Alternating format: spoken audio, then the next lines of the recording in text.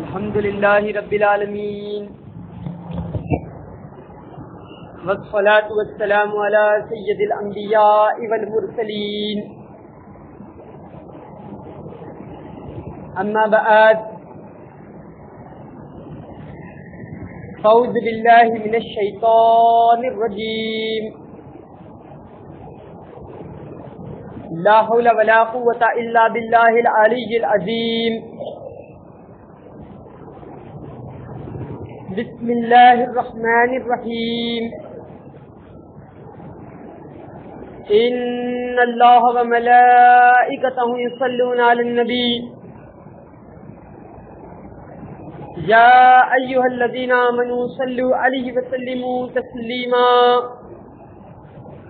اللهم صل وسلم دائما أبدا على حبيبك خير خلق كلهم صلاة والسلام عليك يا سيدي يا حبيبي يا رسول الله صلی اللہ تعالی علیہ وسلم. تاجدار رسالت، شہنشاہ ماہ نبوت، مالک شریعت، مختار کائنات صلی اللہ تعالی علیہ وسلم ارشاد فرماتے ہیں کہ جو بندہ مجھ پر 100 مرتبہ درود پاک پڑھے گا، اللہ سبحانہ و تعالی اس کی 100 حاجتوں کو پوری فرمائے گا، اس کی 100 ضرورتیں پوری کی جائے گی. 30 ضرورتیں، 30 حاجتیں اسی دنیا میں اس کی پوری کر دی جائے گی، اور 70 حاجتیں، 70 ضرورتیں قیامت کے دن اللہ سبحانہ و تعالی پوری فرمائے گا. محترم اور پیارے اسلامی بھائیوں، نبی کریم صلی اللہ تعالی علیہ وسلم پر درود و سلام پڑھنا یہ بڑا مبارک عمل ہے، اور اس کی برکتیں اتنی زیادہ ہے کہ اللہ سبحانہ و تعالی پڑھنے والے کے اس دنیا کے مسائل کو بھی حل فرماتا ہے، اور قیامت کے دن بھی اس کے مسائل کو، اس کی مصیبتوں کو دور کیا جائے گا. اللہ سبحانہ و تعالی ہمیں رسول مقبول صلی اللہ تعالی علیہ وسلم پر کثرت کے ساتھ درود و سلام پڑھنے کی توفیق عطا فرمائے. مل کر محبت کے ساتھ بآواز بلند درود پاک پڑھیں. اللہم صلی علی سیدنا شفیعنا نبینا حبیبنا و مولانا محمد عدد ما فی علم اللہ صلاۃ دائمۃ بدوام ملک اللہ. صلاۃ والسلام علیکہ یا سیدی یا حبیبی یا رسول اللہ صلی اللہ تعالی علیہ وسلم. پیارے اور محترم اسلامی بھائیوں، سب سے پہلے آپ تمام اسلامی بھائیوں کو اسے خواجہ بندہ نواز گیس دراز رحمۃ اللہ تعالی علیہ بہت بہت مبارک. حضور بندہ نواز گیس دراز رحمۃ اللہ تعالی علیہ کا عرس شریف 16 ذی القعدہ کو گلبرگہ شریف کے اندر منایا جاتا ہے. ہزاروں بلکہ لاکھوں کی تعداد میں عاشقان اولیاء حاضر ہوتے ہیں اور عقیدت اور محبت کے نذرانے پیش کرتے ہیں. آپ ہی کے اقوال، آپ ہی کی سیرت، آپ ہی کی زندگی کے متعلق کچھ عرض کرنے کی کوشش کروں گا. پیارے اور محترم اسلامی بھائیوں، خواجہ بندہ نواز گیس دراز رحمۃ اللہ تعالی علیہ کا اصل نام سید محمد الحسینی، آپ کی کنیت ابو الفتح ہے. آپ کے والد ماجد کا نام حضرت سید محمد یوسف الحسینی رحمۃ اللہ تعالی علیہ، جن کو دہلی کے اندر سید راجہ کہا جاتا ہے. اور جب وہ ہجرت کر کر دولت آباد کی طرف تشریف لائے تو آپ کو راج فتال کہا جانے لگا. آپ کے القابات یہ تھے کہ آپ کے والد ماجد کو لوگ کہتے تھے کہ یہ قاتل و مقتول ہے. یہ قاتل اس وجہ سے کہ انسان کو گناہوں کی طرف راغب کرنے والا ایک نفس ہوتا ہے جو اسے گناہوں کی طرف، برے کاموں کی طرف ہانکتا ہے. حضرت سید محمد یوسف الحسینی رحمۃ اللہ علیہ نے اسے ختم فرما دیا تھا. یعنی اللہ کی رضا میں آپ راضی تھے، نفس کے پیروکار آپ نہ تھے، اسی لیے قاتل کہا جاتا ہے. مقتول اس لیے کہا جاتا ہے کہ دل کے اندر دنیا کی جو حرص، دنیا کی جو محبت تھی اسے آپ نے ختم فرما دیا، اسی لیے آپ کو مقتول بھی کہا جاتا ہے۔ پیارے اور محترم اسلامی بھائیوں، سرکار خواجہ بندہ نواز گیسو دراز رحمت اللہ تعالی علیہ کے القابات میں بندہ نواز اور گیسو دراز بھی شامل ہے۔ حضور بندہ نواز گیسو دراز رحمت اللہ تعالی علیہ کی ولادت باسعادت سن 721 ہجری بمطابق 1321 عیسوی 11 نومبر کو دہلی کے اندر آپ کی ولادت باسعادت 4 سال کی عمر شریف میں آپ کے خاندان نے دہلی کو چھوڑا اور دولت آباد کی طرف ہجرت کی۔ سارا خاندان دولت آباد کی طرف آ گیا۔ بچپن سے آپ کے والد گرامی حضور بندہ نواز کو اس بات کی طرف زور دیا کرتے کہ تم کچھ تعلیم حاصل کر لو، تم کچھ پڑھ لو، لیکن حضور بندہ نواز گیسو دراز رحمت اللہ تعالی علیہ کبھی جو ہے اس کے اندر آگے نہیں بڑھتے تھے۔ اس کی وجہ یہ تھی کہ آپ کی خواہش تھی کہ میں اگر پڑھوں گا تو حضرت سیدنا نصیر الدین چراغ دہلی علیہ رحمہ کے پاس پڑھوں گا۔ 12 سال کی عمر شریف میں آپ کے والد گرامی اس دنیا سے رخصت کر گئے۔ کچھ عرصے بعد آپ اپنی والدہ ماجدہ سے عرض کرنے لگے، امی حضور اب تو جہاں پر دل نہیں لگتا، کیا ہی اچھا ہو کہ ہم واپس اپنے شہر کی طرف چلے جائیں، ہم اپنے پرانے گھر کا رخ کریں اور واپس اپنے پرانے گھر کی طرف چلے جائیں، یہ کیا ہی اچھا ہوگا۔ اگر آپ اجازت دیتی ہیں تو ہم واپس دہلی چلیں گے۔ آپ کی والدہ ماجدہ نے اجازت دی اور پھر آپ نے ہجرت فرمائی، ہجرت فرما کر دہلی آپ آ گئے۔ دہلی میں ایک مرتبہ حضرت سیدنا نصیر الدین چراغ دہلی علیہ رحمہ قطب شاہی مسجد کے اندر نماز ادا فرما رہے۔ حضور بندہ نواز گیسو دراز نے آپ کو دیکھا اور دیکھ کر بڑے خوش ہوئے۔ آپ کو بہت زیادہ عقیدت و محبت صوفیہ کرام سے تھی اور خاص کر حضرت سیدنا نصیر الدین چراغ دہلی علیہ رحمہ سے، جو مرید اور خلیفہ تھے حضرت سیدنا نظام الدین محبوب الہی علیہ رحمہ سے، اور آپ کے والد ماجد حضرت سیدنا یوسف رحمت اللہ تعالی علیہ یہ بھی مرید تھے حضرت نظام الدین اولیاء محبوب الہی۔ آپ نے جب حضرت سیدنا نصیر الدین چراغ دہلی علیہ رحمہ کو دیکھا، دوڑتے ہوئے گئے، جا کر عرض کیا حضور میں سید محمد یوسف الحسینی کا بیٹا ہوں۔ آپ پہچان گئے کیونکہ وہ آپ کے پیر بھائی تھے، پیر بھائی کا بیٹا سمجھ کر سر پر شفقت کے ساتھ ہاتھ پھیرا، محبت کے ساتھ اپنے پاس بٹھایا۔ آپ عرض کرنے لگے میں آپ سے بیعت حاصل کرنا چاہتا ہوں۔ آپ نے بیعت حاصل کر لی اور اس کے بعد عرض کیا کہ ہمیں مجاہدات کا سلسلہ شروع کرو۔ حضور نصیر الدین چراغ دہلی علیہ رحمہ نے ارشاد فرمایا ابھی نہیں، تم علم حاصل کرو، اللہ کو تم سے کام لینا ہے۔ آپ نے علم کو حاصل کرنا شروع کیا۔ اس وقت جتنے ظاہری علوم و فنون تھے سب پر حضور بندہ نواز گیسو دراز رحمت اللہ تعالی علیہ نے مہارت حاصل کی، تمام علموں کو آپ نے حاصل فرما لیا۔ اس کے بعد عرض کرنے لگے کیا میں اس کا سلسلہ روک دوں؟ آپ کے پیر و مرشد نے فرمایا نہیں، بلکہ تم اس کے اندر اور آگے بڑھو، اللہ کو تم سے ایک کام لینا ہے۔ اور کام کیسا تھا؟ کام ایسا تھا کہ آپ نے 105 کتابیں تحریر فرمائی، یعنی 105 کتابیں لکھی اور ایک ایک کتاب کئی کتابوں کا جز۔ عام طور پر لوگ یہ سمجھتے ہیں کہ اولیاء یہ علم سے ناآشنا ہوتے ہیں، اولیاء کے پاس شاید علم نہیں ہوتا۔ جب اولیاء کا ذکر کیا جاتا ہے تو لوگ تصور یوں کرتے ہیں کہ ہو سکتا ہے وہ کوئی مجذوب قسم کے، یعنی ان کے بال صحیح نہیں تھے ہوں گے، ان کا لباس درست نہیں تھا ہوگا، اس طریقے کی انہوں نے فقیرانہ زندگی بسر کی ہوگی۔ لیکن حقیقت یہ ہے کہ یہ بہت بڑے اللہ کے ولی ہونے کے ساتھ ساتھ بہت بڑے عالم بھی ہوا کرتے تھے۔ چاہے آپ حضور بندہ نواز کو دیکھیں، بہت بڑے عالم، چاہے آپ غریب نواز رحمت اللہ تعالی علیہ کو دیکھیں، بہت بڑے عالم، چاہے آپ غوث پاک رحمت اللہ تعالی علیہ کو دیکھیں، بہت بڑے عالم۔ یہ وقت کے بڑے بڑے عالم ہوئے ہیں اور ایسے کہ جنہوں نے علماء کی صدارت کی۔ حضرت بندہ نواز گیسو دراز نے جو 105 کتابیں لکھی، اس میں تفسیر یعنی قرآن مجید کی تفسیر آپ نے فرمائی، احادیث کی کتابیں اس کے اندر موجود ہیں، آداب مریدین کی کتابیں اس کے اندر موجود ہیں، تصوف کی کتابیں اس کے اندر موجود ہیں، سیرت النبی کی کتابیں اس کے اندر موجود ہیں، اور دیگر عنوانات کے اوپر آپ نے 105 کتابیں تحریر فرمائی، جس کا فیض آج تک جاری و ساری ہے۔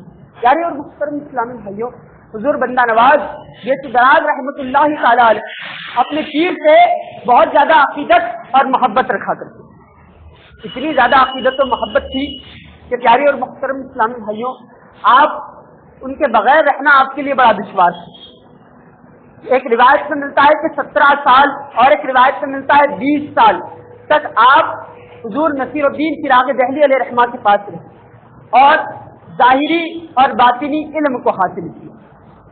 حضور نصیر الدین چراغ دہلی علیہ رحمہ نے اپنی حیات میں ہی فرما دیا تھا کہ میرے بعد میرا کوئی جانشین بنے گا تو سید محمد حسینی ہوگا، یہ میرا جانشین بنے گا۔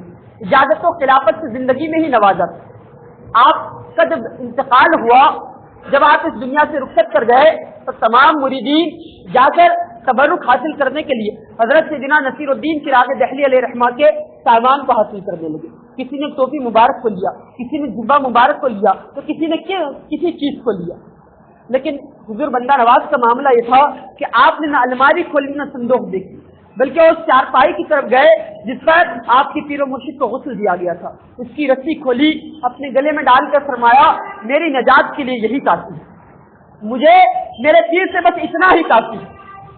اور روایتوں میں ملتا ہے وہ رسی کو اللہ نے ایسی برکت عطا فرمائی تھی کہ اس کا ٹکڑا جس کو ملتا اللہ تعالیٰ اسے ولایت کے درجے سے سرفراز فرما دیا کرتا۔ حضور بندہ نواز کو یہ دراز کا لقب دینے والے آپ کے پیر و مرشد ہیں۔ عرب شریف سے جو لوگ ہندوستان آتے وہ اپنی نشانی کے لیے زلفوں کو تھوڑی لمبی رکھا کرتے تھے۔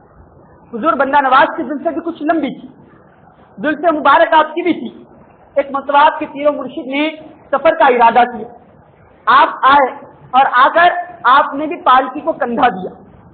جب آپ نے کندھا دیا تو اس کا جو ڈنڈا تھا وہ باز کی لکڑی کا تھا۔ باز کی لکڑی ہم جانتے ہیں صحیح صاف نہ کرے تو جو چیز اس کو لگتی ہے اس میں چپک جاتی ہے، اس میں اٹک جاتی ہے۔ آپ کی زلف اس کے اندر اٹکی، لیکن آپ نے پالکی نہیں روکی، شدید تکلیف کے باوجود نہ تکلیف کا اظہار کیا نہ ہی پالکی روکی۔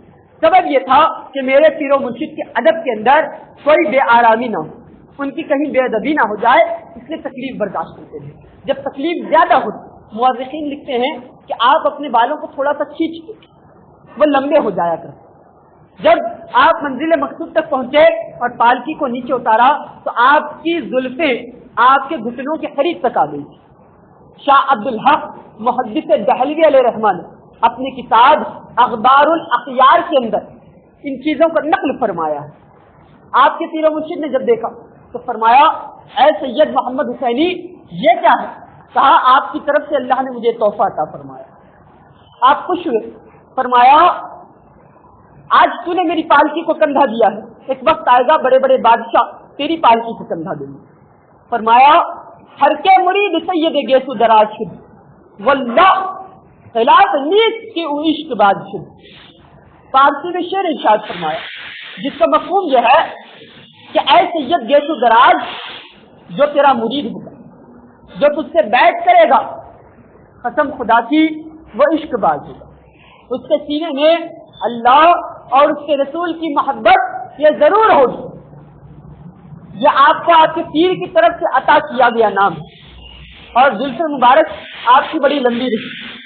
بندہ نواز آپ کو اس وجہ سے کہا جاتا ہے کہ جب آپ نے خانقاہی نظام سنبھالا، لوگ لا کر جو تحفے اور تحائف دیا کرتے، آپ کی خدمت میں پیش کیا کرتے، اسے آپ قبول کر لیتے لیکن استعمال نہیں کرتے۔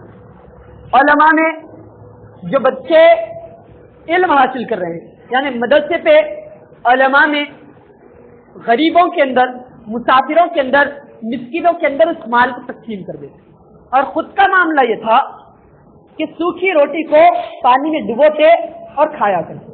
خود کا معاملہ یہ تھا کہ اپنی ذات پر کچھ خرچ نہیں کرتے اور سارا کا سارا لوگوں کو عطا کر دیا کرتے۔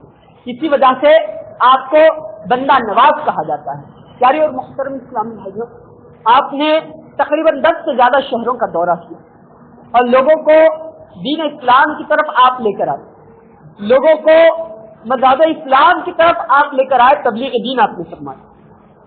78 سال کم و بیش کی عمر میں گلبرگہ شریف کا بادشاہ اس وقت کا فیروز شاہ جس کا نام تھا, اس نے آپ کو دعوت دی کہ آپ آئیں اور ہماری ریاست کے اندر قیام کریں.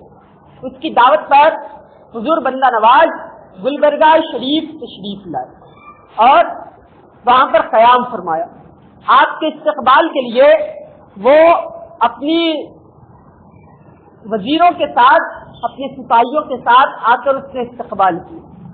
بندہ نواز گیت دراز نے گلبرگہ شریف کے اندر قیام فرمایا. لوگ آتے اپنے مسائل کے لیے آپ سے دعا کروایا کرتے, خود اس وقت کا بادشاہ بھی آپ کے پاس آتا ہے, بڑے بڑے لوگ آتے اور دعائیں کروایا کرتے.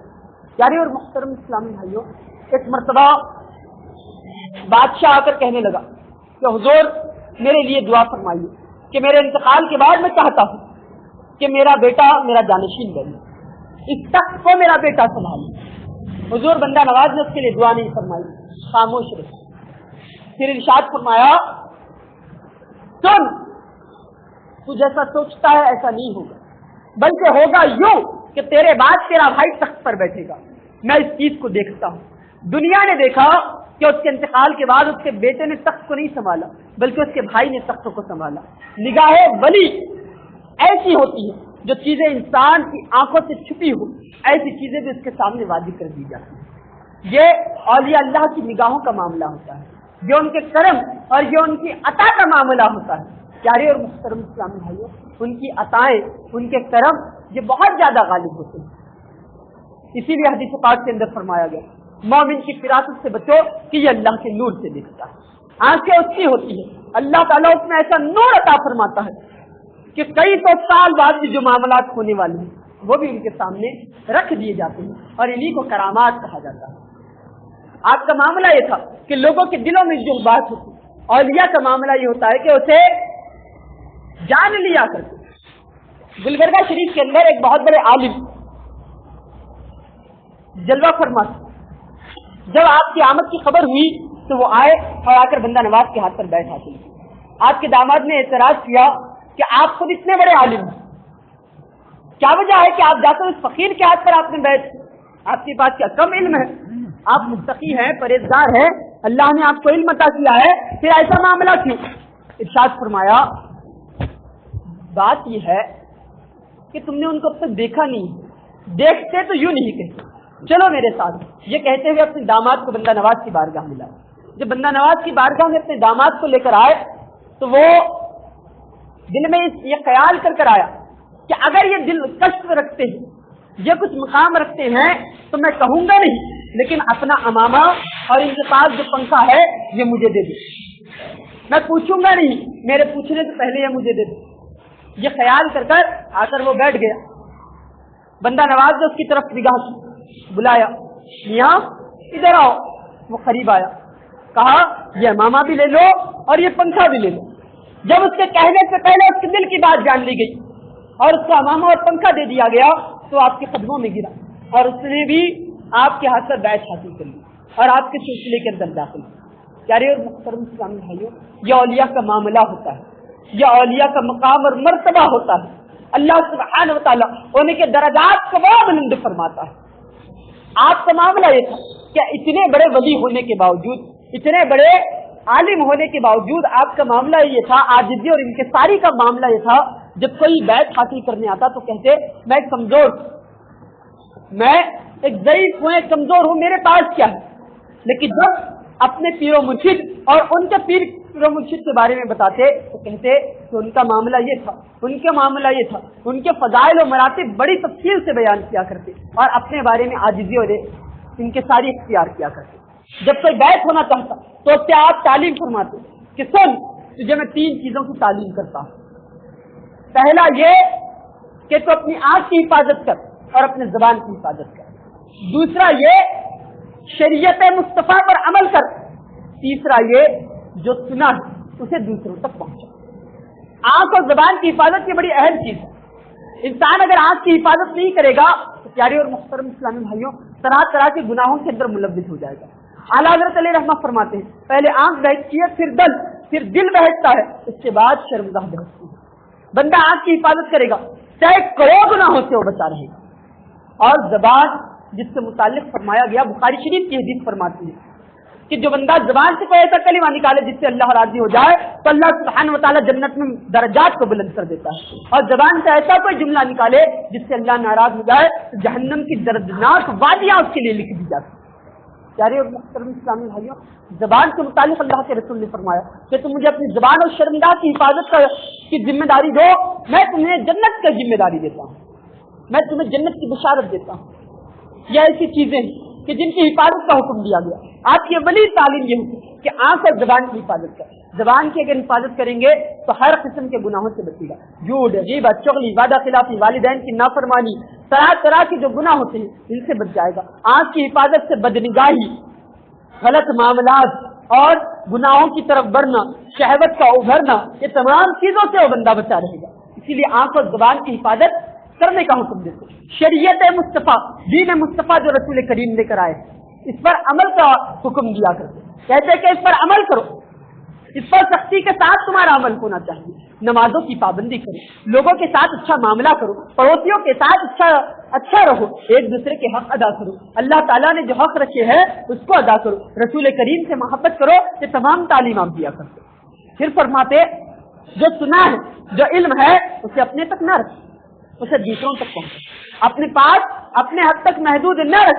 ये भी तालीम आप दिया करते। प्यारे और मुहतरम इस्लामी भाइयों, तबलीग दीन का भी आप हुक्म दिया करते। क्या ही प्यारा निसाब था। आंख और जबान की हिफाजत अपने लिए, शरीयत पर अमल अल्लाह को राजी करने के लिए, और तबलीग दीन ताकि दीन की तालीमात आगे बढ़े, इसका भी आप दर्ज दिया करते।